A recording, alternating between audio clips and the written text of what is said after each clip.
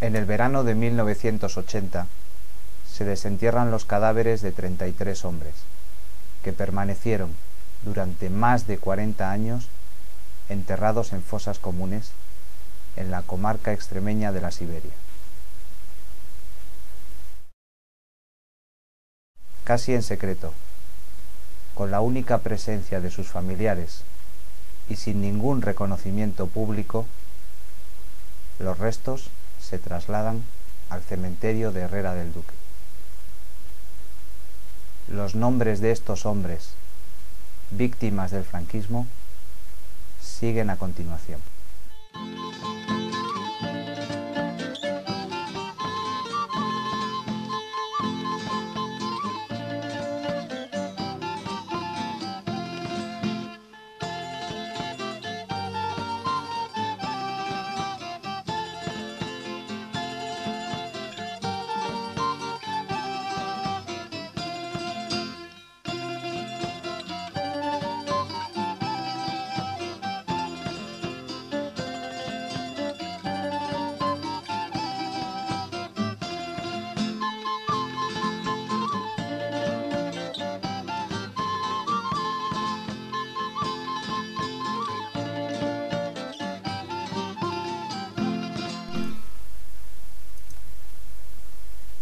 Los cadáveres de al menos otras 10 víctimas siguen esperando a ser desenterrados en algún lugar de esta comarca extremeña de la Siberia.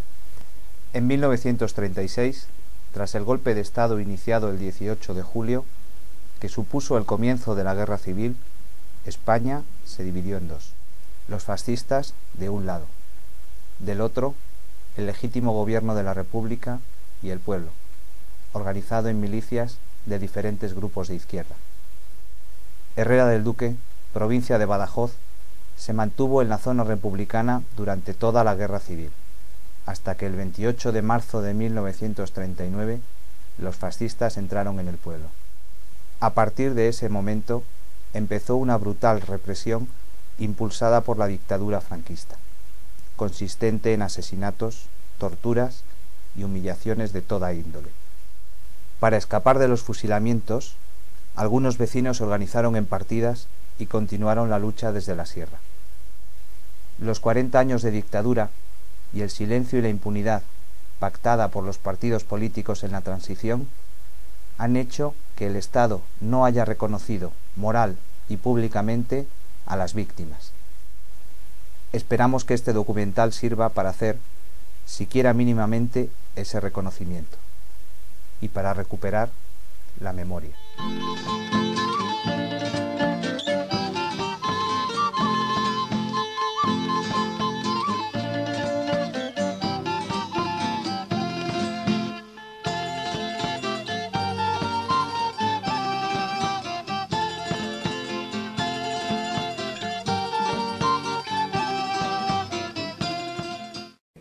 Yo me llamo Higinio Rivas Rodríguez, nacido en Herrera del Duque. Victoriana Emiliana Calderón Molero.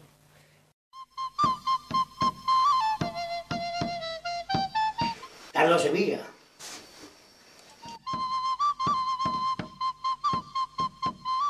Mi nombre, Isabel Soto Bonilla. Mi padre se llamaba Eligio del León y Cardiel, era secretario del juzgado de primera instancia de Herrera del Duque entonces. Mi nombre es Saturnino Carrasco, Orellana. Yo me hacía la acción política fue precisamente en las juventudes a partir del año 1937.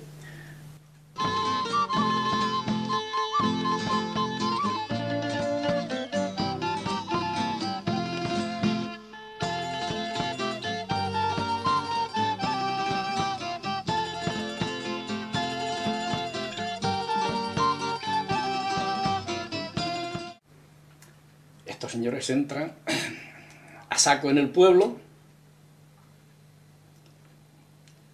Creo que la Falange en este sentido pues, tuvo una participación demasiado brutal.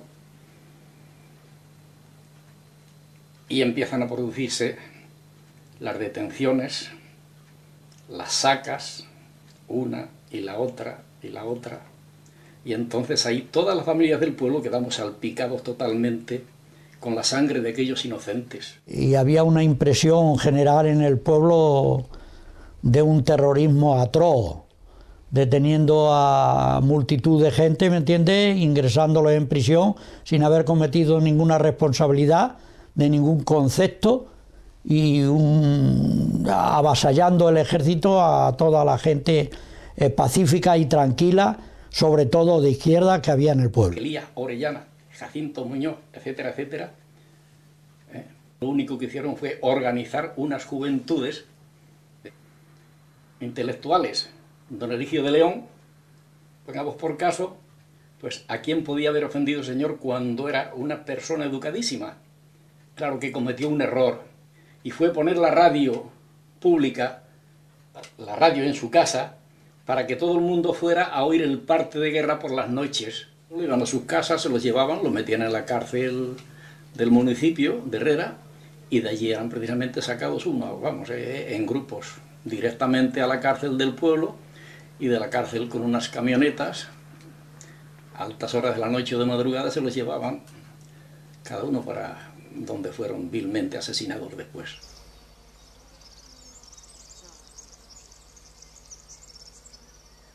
Mataron a mi padre,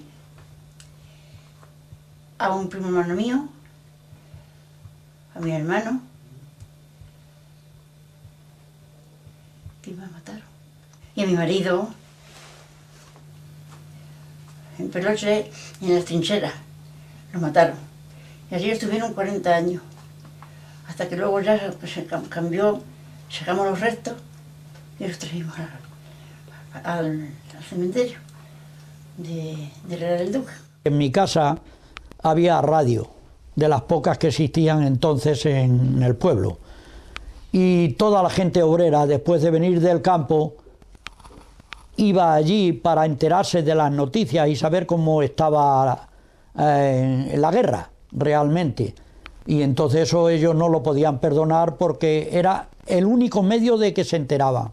Pues yo tenía 9 años, recién cumplido, el 9 de abril del 39, que fue cuando lo asesinaron vilmente. Yo estaba en la puerta, que llegué con mi padre allí, veníamos del campo, yo era un muchacho, y bueno, le estaban esperando. Estaría unos 3 meses en la cárcel y luego lo sacaron. A mi hermano lo sacaron antes. Simplemente lo meterían porque tenía un hijo, mi padre, que pertenecía a la Juventud Socialista. Le estaban esperando. Y allí cerca del pantano le mataron y lo dejaron encima de la tierra, y los pelochos pues fueron los que los enterraron. Allí ¿Tú has ido a la trinchera? Muchas veces he ido. Luego ya los reforzaron y los taparon porque entraban las moscas. Y fueron algunas personas, unos conocidos de uno y conocidos de otro, o familias, para desenterrarlos y traérselos al cementerio, pero no los dejaron. Los guarros se han comido a las personas. Los que estaban en el arroyo allí no sé si fueron 6 o fueron 4 los que mataron y los dejaron allí. En la cárcel había más. Estaba el Benito, estaba Alejandrete, y estaba todos los que mataron, 27 que mataron. 26 del pueblo. Y el soldado que no tuvo valor para matarlo, también le mataron.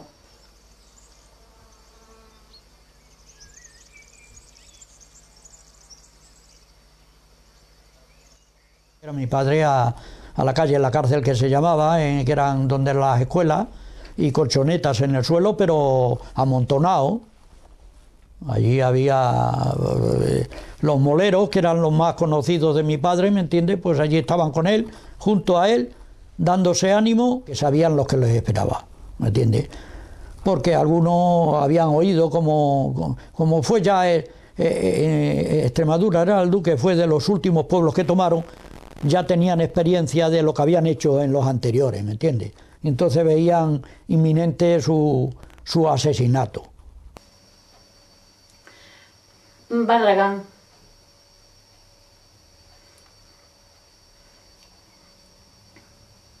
Era entonces el hecho de líder, no me acuerdo, el carcelero. Con mi hermano Mateo estuvo con pena de muerte 5 años. Y luego le sacaron, el que le había denunciado, que era don Jesús Egea, le sacó de la cárcel. Mi madre, pues la pobre, le pusieron una denuncia que había dicho cuando mataron a Galán y Hernández, que qué lástima de Galán y Hernández.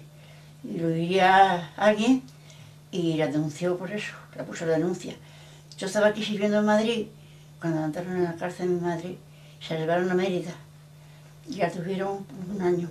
Con 18 años me metieron en la cárcel, a mí, por ir a por una carga de leña, pues me cogió el guarda y no había 80 pesetas para pagarla, y nada, era menor de edad, pero no respetaban eso, que no tenían derecho a meter en la cárcel a un chico con menor de edad.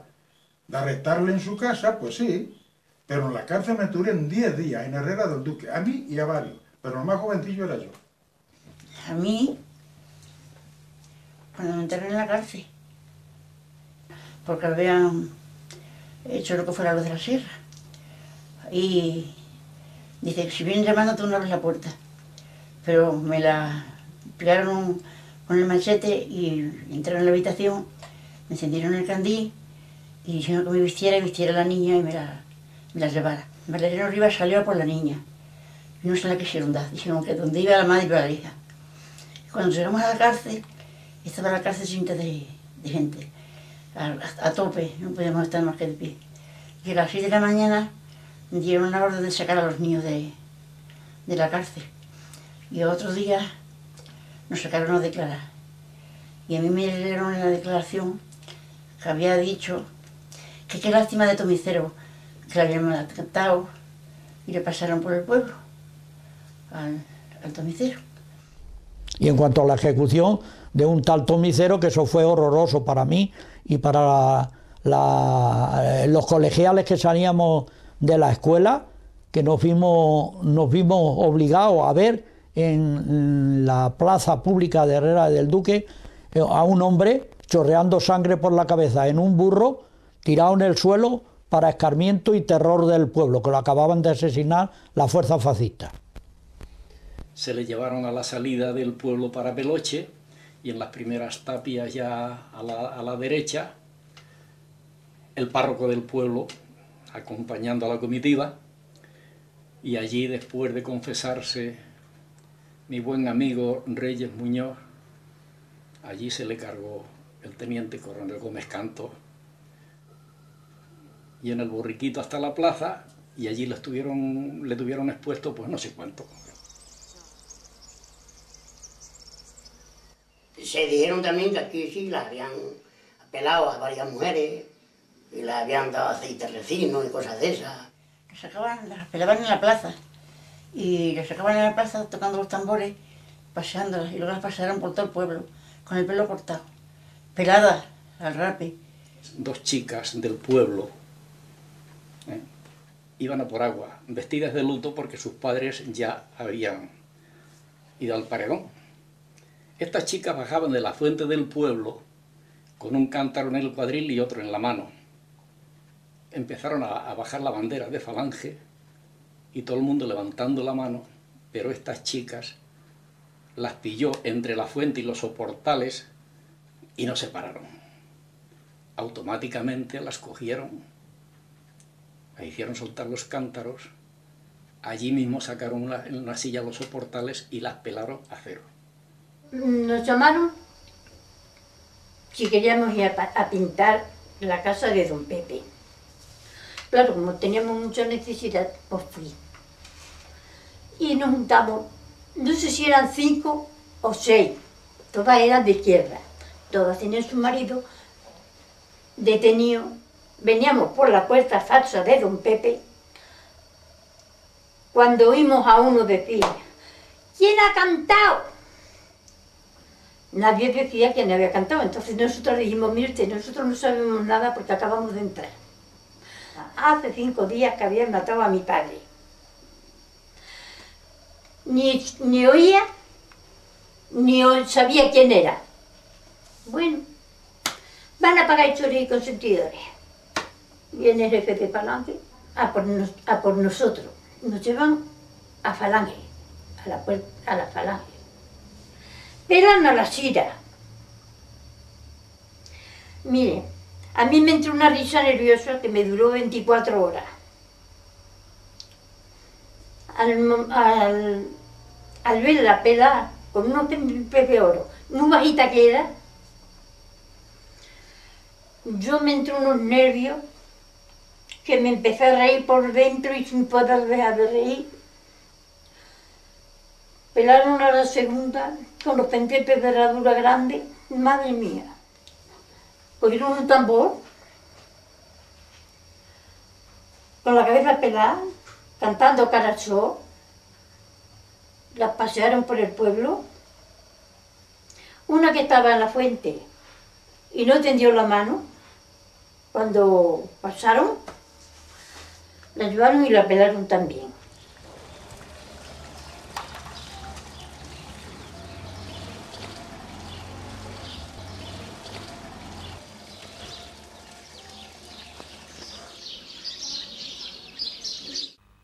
Dice, viva las tropas de España, que de África vinieron a luchar con los paisanos a la provincia de Oviedo.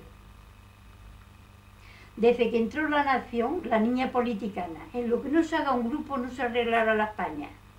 Deben de hacerse las paces, darse un abrazo de amor, entre obreros y braceros, que se acabe ese rencor.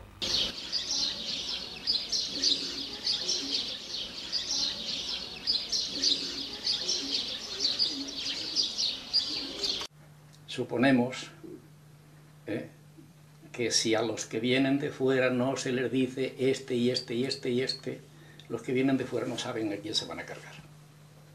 Y eso, la culpa no era de la autoridad militar.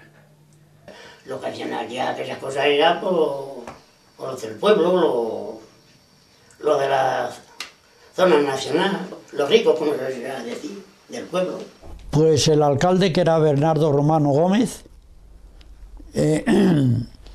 otro individuo que se llamaba Colorín y un tal Julio Antonio de Falange y algunos más que no recuerdo los nombres, pero eran los que ejecutaban las órdenes, amparados también por el ejército invasor que realmente entró en Herrera del Duque.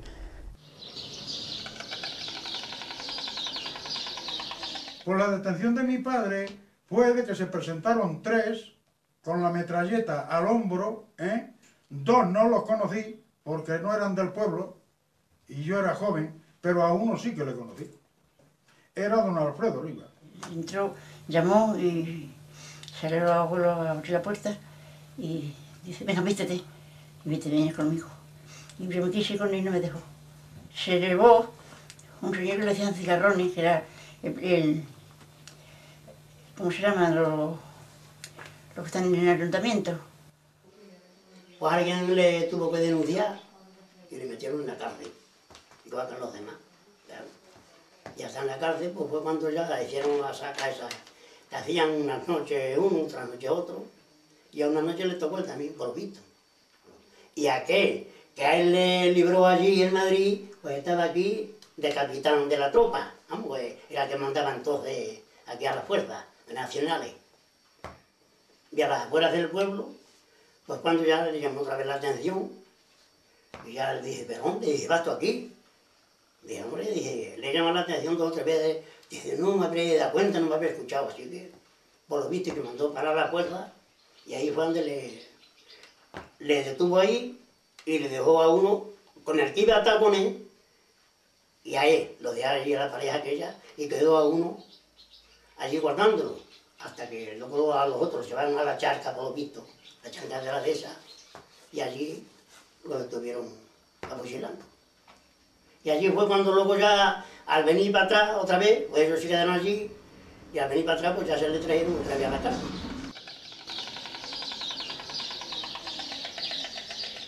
Por 30 duros vendí un olivar. Y por 11.000 pesetas que quedó el tío más criminal del pueblo.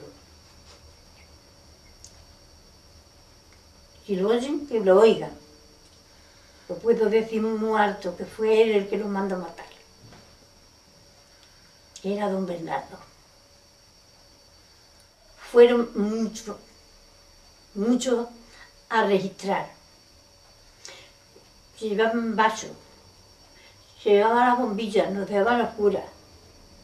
Aquella falange a decir que por favor, si había que traerse lo que hubiera que traer, que registraran y se llevaran lo que fuera, pero que por favor no fueran a molestarnos tanto, que no nos dejaban dormir. Nos llevaban de retén a mi hermano a traer piedra para la plaza, a pintar con cubo, bayeta y brocha. Teníamos que ir a Consolación. Yo con un niño que tenía de 3 meses. A la puerta de Falange, esperando a que te llevaran o a ver qué hacían contigo.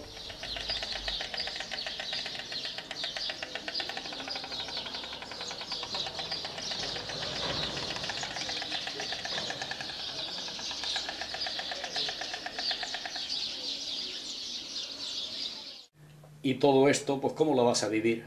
Con una impotencia y con una rabia fuera de lugar. Verdadero terror, verdadero miedo y verdadera sentidos de venganza, que es lo que quería. Porque es que, claro, mi padre no había hecho mal a nadie.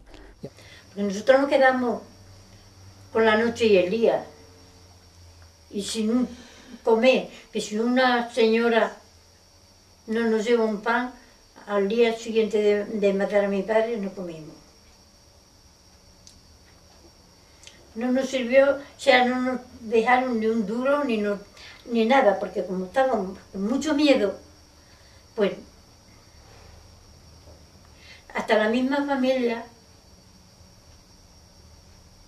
tenía miedo de ir a donde estaba mi padre enterrado.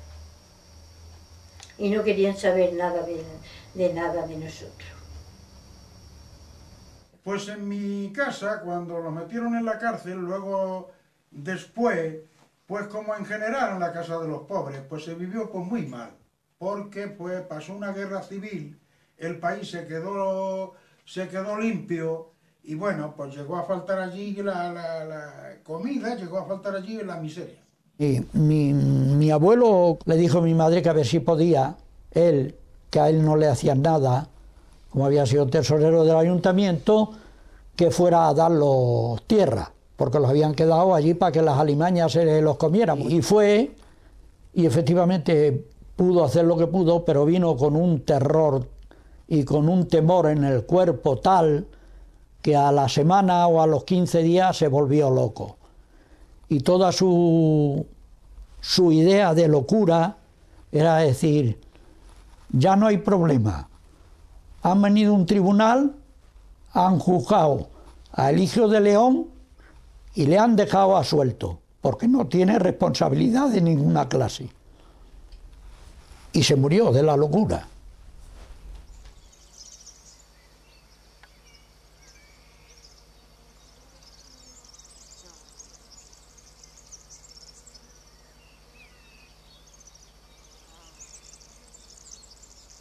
Nuestra colaboración consistió en lo siguiente. A partir de ya de la rendición del ejército republicano, pues empiezan lógicamente a encarcelar gente, como hemos dicho anteriormente, y entonces se llenan campos de concentración por ahí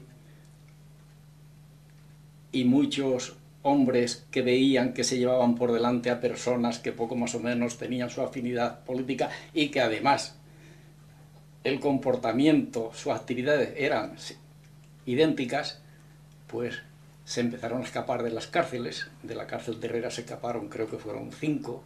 Otros 12, de los que nosotros después empezamos a proteger, se escaparon del campo de concentración de Castuera. Todo aquel hombre que había tenido alguna participación o simplemente habían sido en la guerra clases, sargentos, tenientes, capitanes o demás, pues estos hombres, pues para salvar la pelleja, pues lo que hicieron fue lanzarse al monte y mantenerse a raya hasta ver lo que pasaba. Empezaron por allí, concretamente en este caso, de los 5 de la cárcel de Herrera, había de Fuenlabrada, había de Villarta de los Montes, luego vinieron también de la parte de El Bonal y de todos aquellos pueblos. Entonces estos fueron naturalmente haciéndose ver de aquellas personas a las que ellos creían que podían presentarse y recurrir para comer. Fueron haciéndose presentes a guardas, pastores, carboneros, cazadores. En mi caso concreto, pues nosotros teníamos allí la casilla. Mi padre, que estaba muy delicado de salud, estaba en la huerta. Y cuando llego un día por la mañana, le encuentro hondamente preocupado. Y me dice: esta noche he tenido una visita. Han estado los de la sierra. Son Chaqueta Larga, Patato y otro que no han dicho cómo se llama. Les han dicho que tú eres un chico bueno, que eres muy prudente, de izquierdas y que les gustaría tener una entrevista contigo. Bueno, pues nada, podemos entrevistarnos. Y unas semanas después, la entrevista se celebró precisamente en mi casilla, muy distendida a lo largo de la noche, y de allí salió pues un acuerdo de colaboración sin condiciones. Aquellos hombres estaban en la sierra, aquellos hombres necesitaban protección, y como verdaderamente dicen que amarás al prójimo como a ti mismo, allí estaba el prójimo precisamente, y a ese prójimo había que ayudarle.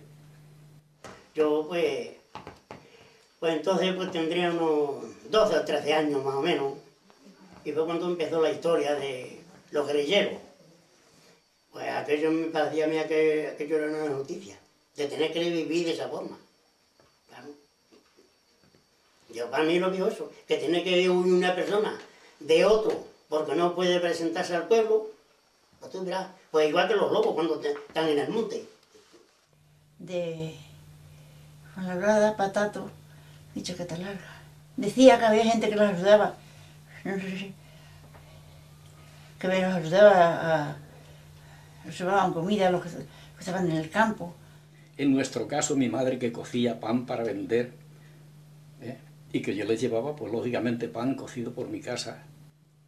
Llevaron al herido ese, por ejemplo, que iba herido, pues quedaron de tratarle de que así se le podía curar allí, pues se quedó. Estábamos curando a un compañero que vino con un tiro en la tripa que le habían dado. Por suerte se ve que no hubo desgarraduras interiores, y a base de esas curas y demás pudimos sacarla adelante. Entonces, a los 14 días, nosotros ya comprendíamos que estábamos muy vigilados, y entonces vinieron 2 compañeros a por él porque había que ir cortando un poquito las actividades por allí.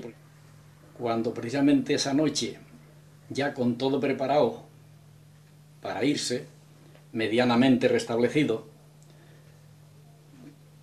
pues mi primo Carlos Sevilla, Ratilla, que estaba en una esquina de la casilla vigilando, pues resulta que fue sorprendido por los guardias que venían arrastrándose por entre las matas. Nosotros estábamos ellos tres, la Rafaela, apodada La Gata, y yo. Un estruendo, en ese momento que suena el estruendo, a continuación ráfagas de fusilería, una bomba que teníamos delante de la puerta de la casilla, un chumbano de las eras, un chumbano, las eras y un chumbano para proteger del sol y demás, y todo aquello raso sin una mata. Habían echado una bomba en el chumbano y estaba ardiendo. Con la luna que hacía y toda aquella lumbre, toda aquella fogata, aquello estaba totalmente que se veía pues más que claro día. Estos de dentro también empezaron a disparar. Los de fuera disparaban, claro, bien parapetados. Estos a ciegas, a través de la puerta, a través de la ventana. Y entonces, en uno de esos lasus que no sonaban tiros, apreté yo para afuera, pues hasta que me pude meter en las higueras, me llovían las balas, pues yo no sé si a 80 o 100, 80 centímetros por encima de mi cabeza, pero aquello era un hormiguero de balas. Pude escaparme, entonces entrar en los canteros y ya por allí lanzarme fuera al monte para el Chamorro, y ahí terminó precisamente nuestra colaboración. Que fue cuando me cogieron a mí. Y me preguntaron pues eso de que quién había allí, pues bueno, pues, yo dije pues gente forastera, gente de afuera. Y fue cuando ya pues vieron, y cogieron, cercaron la casilla por delante, y fue cuando yo me escapé de ellos, y ellos, yo desde allí cerca, pues yo sentía todo el tiroteo que formaban, uno adentro de la casilla y los otros que estaban por fuera, pero se escaparon. Al final se escaparon y luego ya no quedó más que la mujer allí, la única que quedó, y ya se veían llorar hasta que ya la cogieron, dijeron que quién había allí, y aquí no estoy yo más que yo sola. Al otro día por la mañana pues ya la llevaron allí para que empezase a declarar, y allí fue donde la martirizaron. Huyendo de ellos porque el único jabalín que huía era yo.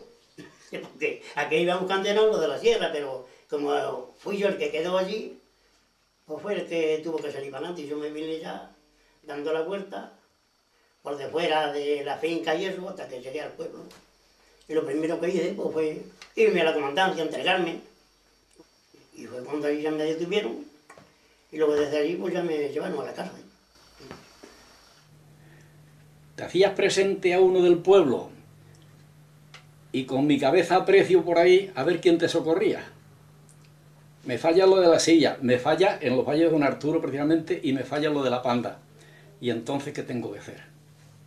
Antes de morir como un conejo en una vereda, por decir a pecho con mi propia responsabilidad, y salvo precisamente a la familia.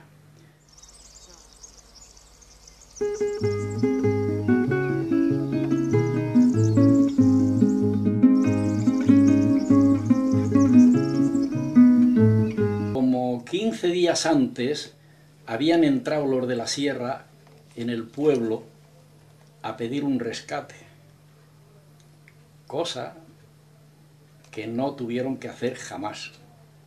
Ahí yo había intervenido mucho diciéndoles: no podéis ir al pueblo, el pueblo está a 5 kilómetros, esto está lleno de ciudadanos por aquí, que si no nos han delatado porque no han querido, que el día que vayáis al pueblo esto se acaba, os niego la colaboración, no os ayudo más, y lo mismo que yo harán los demás compañeros. Que el brigada lo que quería es que yo declarara naturalmente que fui partícipe del asalto a la casa de Víctor. Se agarró a un leño, que aquello daba miedo, con unos garranchones de estos, y me empezó a pegar con una ferocidad, aquello era terrible. Al brigada otra vez. ¿Qué? Negativa, rotunda. Llévatela y dale otra doble pasada. Y otra vez se lió, otra vez se lía conmigo, dale, dale, dale, dale.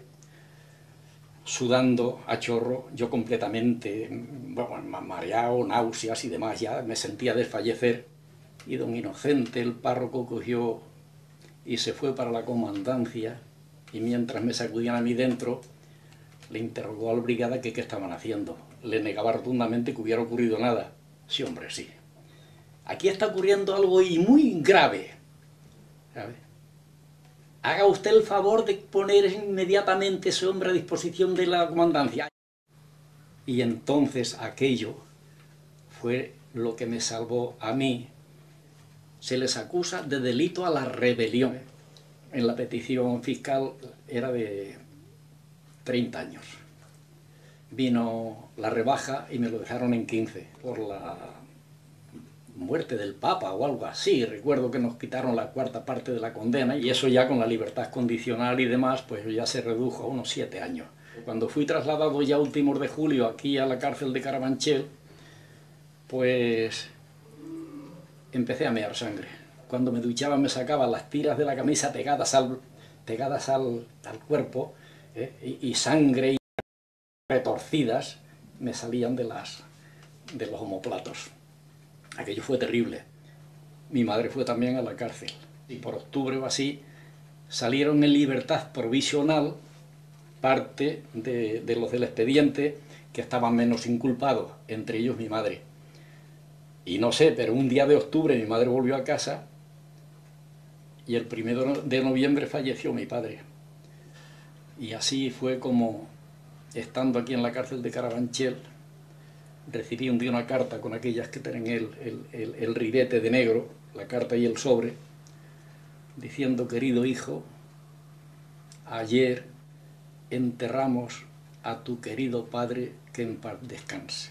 A las 5 de la tarde estamos en las galerías, tocan a bajar al patio, que había fútbol, y yo me quedo con la carta, con el ribete negro, la carta y el sobre, escribiendo para contestar a mi madre para que el lunes saliera la carta. Cuando llega el guardián, haciendo revisión de la celda: ¿qué haces aquí? Pues mira, que estoy escribiendo a mi madre. Venga, bájate para el fútbol. Digo, pero ¿cómo quiere usted que yo tenga ganas de ver el fútbol cuando acaba de fallecer mi padre? Pues si no quieres ver el fútbol, te pones de espalda. He dicho que al patio. Esos eran los cuidadores que teníamos por aquellos tiempos. Primero fuimos a Badajoz, desde ahí luego ya a Madrid. Allí estuvimos hasta que ya salió el juicio.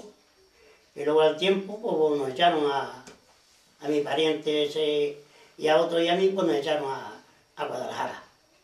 Y allí ya cumplimos la condena. Nos echaron 3 años y a los 2 y medio salí con una condicional. Y luego aparte de eso, tuve que luego ir al servicio militar. Y ya pues, me tiré otros 18 meses. Las cárceles en la dictadura eran otra cosa. Eran hombres que por acontecimientos que ocurrieron en nuestra España, pues tuvo que sufrir pues la represión de unos ganadores contra unos perdedores. Eran cárceles, bien entendido, pero eran universidades, eran colegios, que es donde yo he aprendido precisamente la mayor parte de lo que os puedo contar hoy. Como éramos menores de edad, pues en vez de meternos con los políticos, pues nos llevaron con la gente de robo y cosas de esas, nos metieron allí. Y nosotros allí pues no estábamos más a gusto, porque con aquella gente nosotros no podíamos vivir. Tuvimos que solicitar al director de la prisión, así nos podía cambiar a meternos por lo menos con los nuestros, con los políticos que era por lo que íbamos nosotros, porque aquello era por auxilio de la rebelión. Con el quinto, con el quinto regimiento, madre, yo me voy pa'l frente para las líneas de fuego. Madre, yo me voy pa'l frente para las líneas de fuego. Anda, jaleo, jaleo, suena una ametralladora y ya empieza el tiroteo, y ya empieza el tiroteo. No podían ni ir a rezar a sus muertos, no podían ni ir a verlo. No podían, porque es que la fusilaban a las personas que fueran, ¿me entiendes? Y los que podían ir iban de manera clandestina y, en fin, de noche. Nosotros íbamos a la trinchera a verlo porque se habían sacado los primeros que mataron, los lobos sacaron a unos que estaban en el cerconato. Íbamos para taparlos. Echábamos tierra, echábamos canto. Así en la trinchera. Llevábamos faroles, entonces llevábamos faroles cuando era los santos.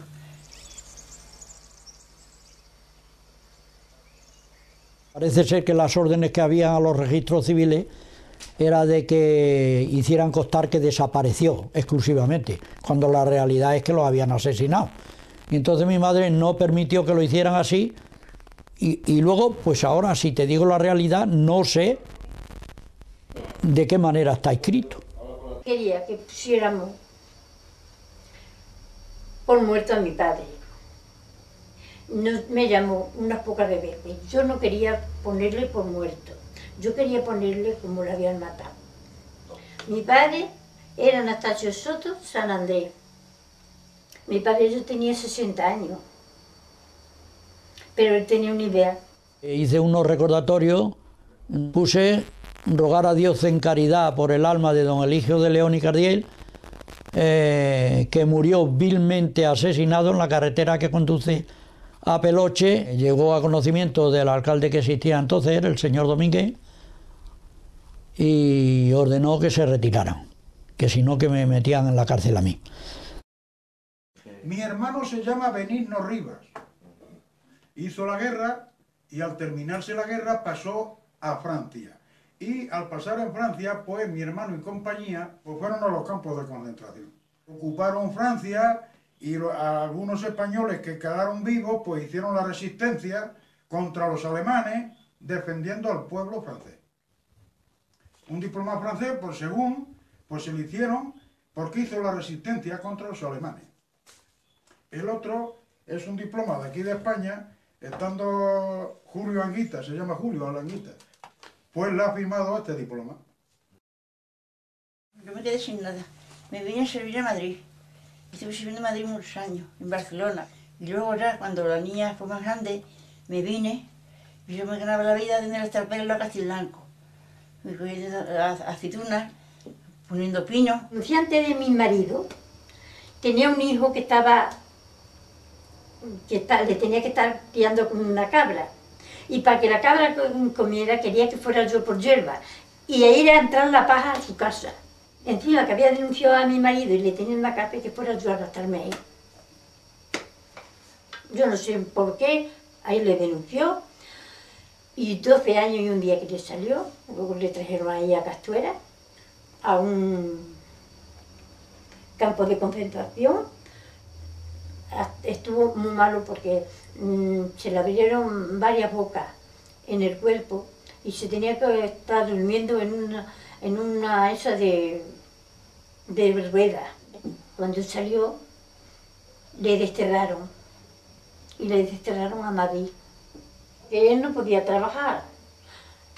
Con 30 kilos, a ver, yo me tuve que poner a vender tabaco a la puerta del metro de Lavapié.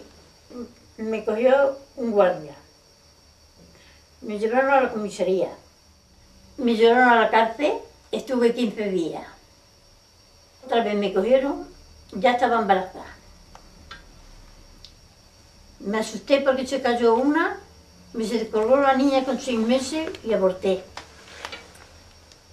Entonces yo iba a trabajar a Las Navas, que era donde andábamos despoblando para sembrar los pinos, y uno de Herrera del Duque llegó a decirme, tú aquí no puedes trabajar. Pues a mi manera le dije que el por qué. Y me dijo que porque tenía un hermano que era un revolucionario. Y yo a mi hermano en esos momentos no le conocía. Y no solamente de aquella época, sino que todavía en Getafe aquí vivo, he tenido las puertas cerradas. Tuve que ir al cuartel de la Guardia Civil a por un certificado de buena conducta, ya con la democracia. Vamos a montar un bar. Se hacen las obras pertinentes, se empiezan a gestionar la documentación, ayuntamiento, hacienda, sanidad y la jefatura superior de policía. Venga usted el jueves, venga usted el martes, y todas las mañanas, a las 10, a las 11 de la mañana, ya. Digo, oiga, ¿usted me podría decir por qué no se me concede la licencia? Dice, ¿usted ha estado en la cárcel? Digo, sí, señor, por supuesto. Pues ya sabe por lo que no le concedemos la licencia.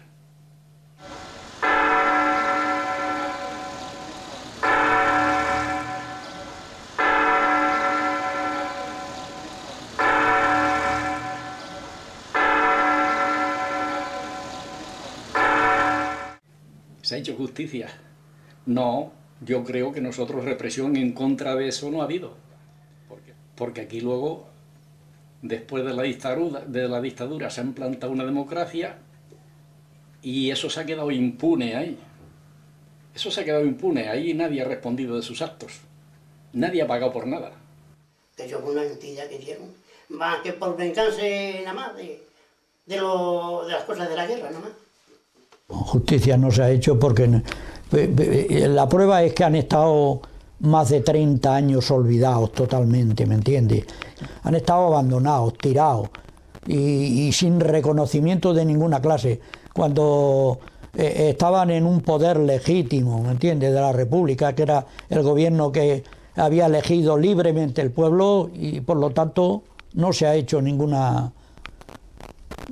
reconocimiento. Se le debe mucho a los asesinados en aquella época.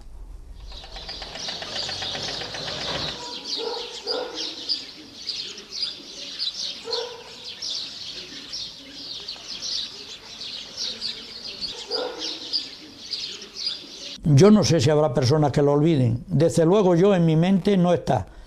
Jamás olvidarlo, no puedo de ninguna manera. Eso no se olvida nunca. Hay una tajada en la garganta que no se puede tragar. A que tu abuela no se lo traga, ni yo tampoco. Yo no lo puedo olvidar, pero son muchos años, no se me olvida. Que hay que dar paso ya por no estar siempre sobre eso, es lo único, pero venga, se nos olvida. Lo tengo muy presente, ¿y cómo voy a poder perdonar eso? Nunca. Yo no puedo perdonar a los que me castigaron. Si actuaron con arreglo al mandato del régimen, pues yo no puedo perdonar al régimen. El tiempo que me han hecho a mí pasar, mi juventud, que me la tiré así, más que por una tontería de no declarar a los guerrilleros, pues eso para mí fue una injusticia. Yo se lo tengo que decir a los que vienen detrás para eso, para que no se olviden las atrocidades que se han cometido. Es muy necesario y muy conveniente, porque la gente joven mucho se creen que son historias pasadas, y eso hay que tenerlo vivo en la mente de todo el pueblo. Ya dijo nuestro buen poeta Antonio Machado que los pueblos que olvidan su pasado están condenados a la decadencia. Luego entonces no se puede olvidar.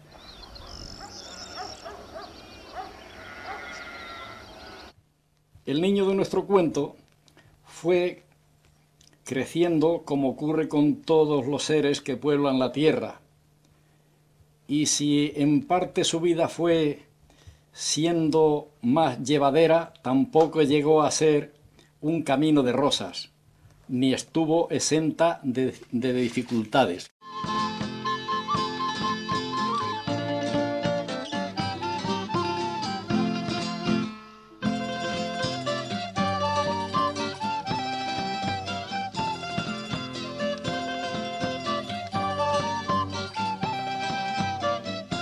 Eso realmente lo movió, aunque yo tuve intervención, lo movió Eusebio Romero, ponernos en contacto con la Junta de Extremadura, que lo autorizó, y del Ayuntamiento, y lo realizamos. Los restos, todo introducirlos juntos, recogerlos todos, ¿me entiendes? Y luego llevarlos al cementerio municipal. Y allí en una fosa común se les hizo una lápida, ¿me entiendes? Y están todos juntos.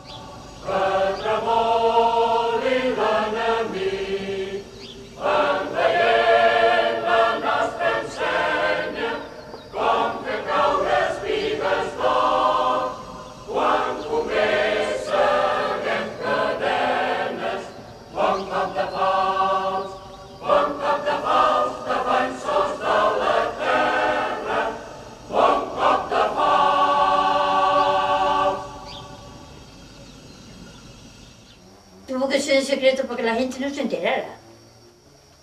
El cura no quería de ninguna manera que eso diera público. Y fuimos, papá, tu padre, tu madre, y todos nosotros fuimos, vosotros quedasteis en Catuto y Juliana, y fuimos a sacar los restos. Por miedo los metimos por la noche. Los sacaron por la noche para fusilarlos, y también los metimos por la noche. llorando mucho. Estoy con la cabeza agachada, con la mano puesta en la cabeza. Tenía allí 3 clavos muy grandes. Tenía mi padre, tenía mi marido, tenía mi hermano.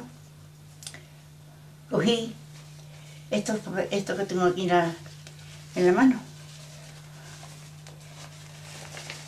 Lo que tenían atado. El cordel de alambre de la luz. Este es el cordón se rompió por otro sitio y está atado el nudo de las alambres. Y esto es un trozo de sombrero.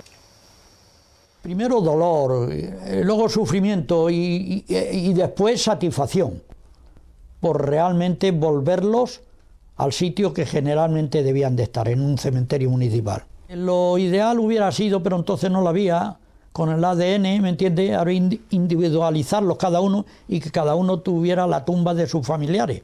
Pero entonces no había eso y ya, gracias a Dios, pues ahí están bien, están juntos todos.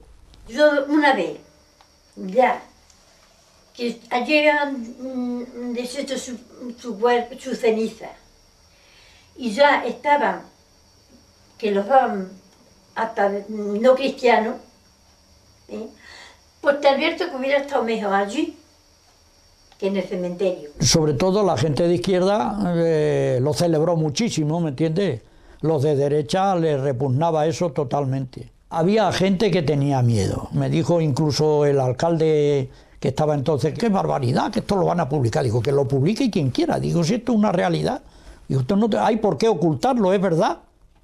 Se están trasladando unos restos que habían fusilado los nacionales al cementerio municipal. Sí, quiero decir es eso, que lo mismo que os estoy diciendo aquí a vosotros que no habéis pasado por esos trances, que toméis nota y que si en la historia no está escrita nuestras vivencias, que para eso estamos nosotros los propios protagonistas, para dar a conocer nuestras vivencias, y que lean, y que tomen nota de todo esto, y que sin violencia, que se procure por todos los medios, que no volvamos a caer en circunstancias tan malas como las que pasamos. Con mi arado abro los surcos, con mi arado escribo yo. Con mi arado abro los surcos, con mi arado escribo yo. Páginas sobre la tierra de miseria y de sudor. Páginas sobre la tierra de miseria y de sudor.